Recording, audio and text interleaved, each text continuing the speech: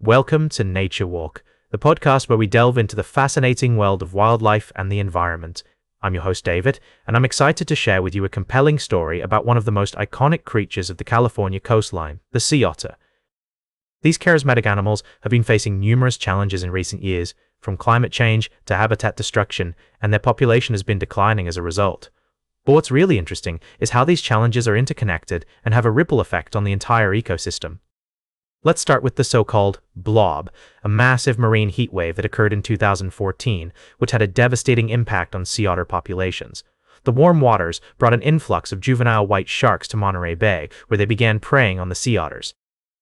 This sudden increase in shark attacks has been a major contributor to the decline of sea otter numbers. But that's not all. Sea otters are also vulnerable to human disturbance, particularly from kayakers and other tourists who get too close to them. This can cause stress and disrupt their behavior, making it harder for them to survive. And then there's the issue of pollution and pathogens, which can further weaken their immune system. Despite these challenges, there is hope for sea otter conservation. Organizations like Sea Otter Savvy are working to educate the public about the importance of keeping a safe distance from these animals and supporting conservation efforts. Scientists are also studying sea otter physiology and behavior to better understand how they adapt to changing environmental conditions. One fascinating aspect of sea otter biology is their unique physiology, which requires them to eat constantly to stay warm in cold water. This means that they play a crucial role in maintaining the balance of their ecosystem, preying on sea urchins and other invertebrates that might otherwise overgraze kelp forests. As we continue to learn more about these incredible creatures, it's clear that conservation efforts must take a holistic approach, addressing not just the direct threats to sea otters, but also the broader environmental issues that affect their habitat. By working together, we can help protect these amazing animals and preserve the delicate balance of the California coastline ecosystem. We'll be right back with more fascinating stories from the natural world on Nature Walk. Welcome back to Nature Walk. I'm your host, David. As we continue our journey through the natural world, we find ourselves in the heart of Africa, where a recent wildlife census has revealed a complex and intriguing trend. Kenya's 2025 National Wildlife Census report has shown that while some iconic species are thriving, others are facing significant declines. The report, compiled by the Wildlife Research and Training Institute, has been described as a mosaic of wins and urgent conservation emergencies by Kenya's President William Ruto.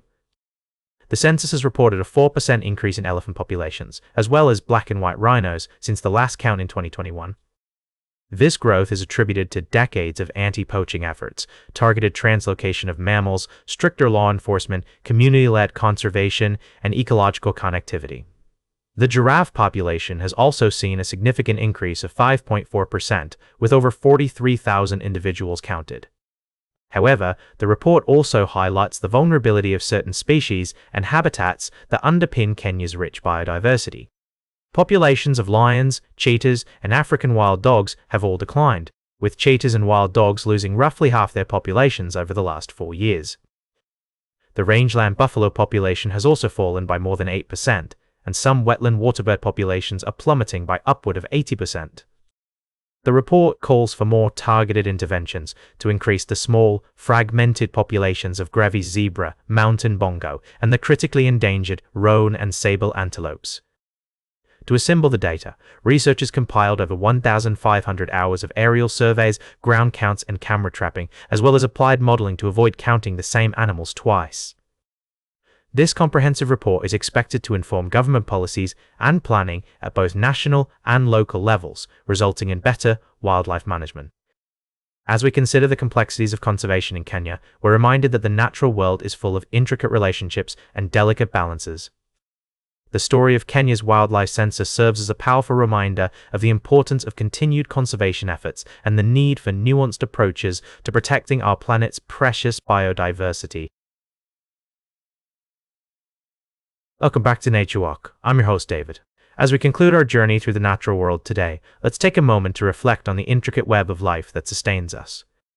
From the tiniest microbe to the mightiest tree, every living being plays a vital role in the grand symphony of nature.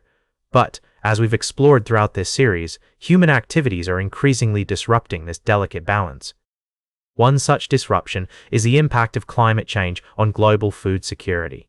Rising temperatures are altering the dynamics of pest populations, enabling them to thrive and wreak havoc on crops. Insects like aphids, plantoppers, and locusts are developing faster, producing more generations per year and attacking crops for longer periods as winters shorten. This phenomenon is not limited to tropical regions. Temperate areas like Europe and the US are also experiencing an influx of pests that were previously kept at bay by colder temperatures. The consequences are stark. Pests and diseases already destroy around 40% of global crop production, posing a significant challenge to feeding the world's growing population.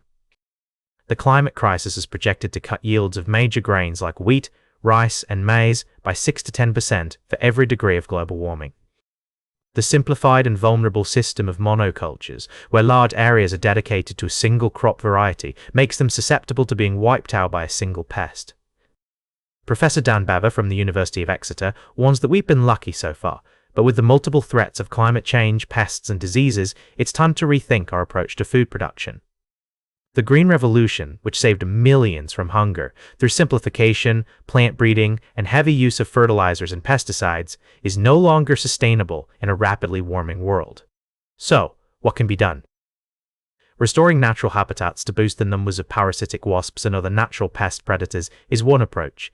Diversification strategies, such as growing different crop varieties together or integrating crop and animal farming, can also enhance resilience. For example, traditional systems in Japan where ducks eat snails and insects that attack rice, or in the UK where sheep grazing on winter wheat remove leaves affected by fungal disease, offer valuable lessons. Artificial intelligence can also play a role in predicting infestations and devising strategies to tackle them by analyzing field and weather data. As we move forward, it's essential to adopt a more holistic approach to food production, one that prioritizes biodiversity, ecosystem services, and the well-being of both people and the planet. That's all for today's Nature Walk. Remember to like, share, and subscribe, and until next time, keep exploring your natural world.